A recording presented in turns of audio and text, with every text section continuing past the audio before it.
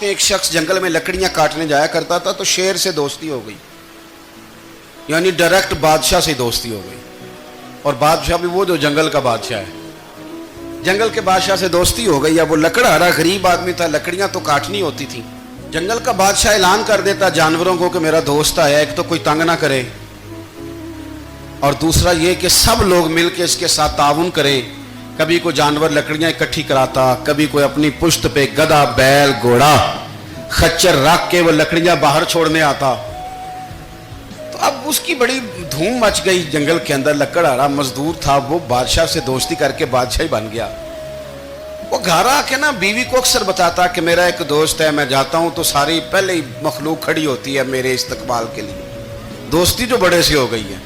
بنا ہے شاہ کا مصاحب تو پھر ہے اتراتا، وگرنہ شہر میں غالب کی آبرو کیا ہے۔ ہمیں تو پوچھتا ہی کوئی نہیں، یہ تو بنا ہے شاہ کا مصاحب تو پھر ہے اتراتا، وگرنہ شہر میں غالب کی آبرو کیا ہے۔ تو وہ لوگوں کو بتاتا، بیوی کو بھی بتاتا دوست ہے، تو بیوی کہنے لگی اتنے تو تعریفیں کرتا، یہ نہیں بتایا کہ وہ جنگل کا شیر ہے، بس میرا دوست بتا دیا۔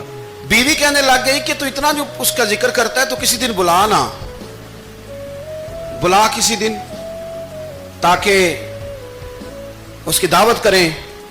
اب اس نے پھر نہ اس کو پردے میں رکھا، کیا کہتے ہیں آج کل، سرپرائز دینا ہے، مگر سرپرائز دینا ہے جی، پردے میں رکھا کہ وہ شیر ہے۔ تو وہ بلا لیا گھر۔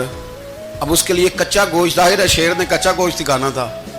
وہ کہنے لگی پکانا کس طرح کا ہے؟ وہ کہنے لگا جب وہ آئے گا پھر بتاؤں گا۔ اب وہ کچا گوشت 2-3 بکرے ذبح کر کے ڈال دیے۔ وہ آ گیا شیر، اور پھر امی کہتے ہیں جب وہ آیا نا تو اس کی بیوی نے دیکھا تو اس نے ایک سخت جملہ کہہ دیا، کہنے لگی اوہو میں سمجھی تھی پتہ نہیں کون ہے، اس طرح کے درندے تیرے یار ہیں، کتے بلے دوست بنائے ہوئے ہیں، یہ کیا بات ہوئی؟ خیر وہ شیر نے سن لیا، گوشت کھایا، وہ چلا گیا۔ اگلے دن لکڑہارا لکڑیاں کاٹنے گیا تو شیر نے ملاقات کرتے ہی لکڑہارے سے کہا کہ یہ نا کلاڑی اٹھا اور میری پشت پہ نا ایک زخم کر دے۔ اس نے کہا نہیں میں یہ کام نہیں کرتا، تو میرا دوست ہے۔ اس نے کہا سن بھائی، میں نے پیار سے کہا ہے تو مان جا، ورنہ میں ہوں شیر، میں نے تجھ سے منوا ہی لینا ہے، میں کوئی تکلیف دوں گا مناسب نہیں، تو کر۔ اس نے کلاڑی اٹھائی اور اس کی پشت پہ ایک زور سے زخم لگا دیا، خون بہنے لگا۔ اس نے کہا تو نے آج کے بعد آنا ہے، لکڑیاں کاٹنی ہے، تجھے کوئی کچھ نہیں کہے گا۔ نے کلاڑی اٹھائی اور اس کی پشت پہ ایک زور سے زخم لگا دیا، خون بہنے لگا۔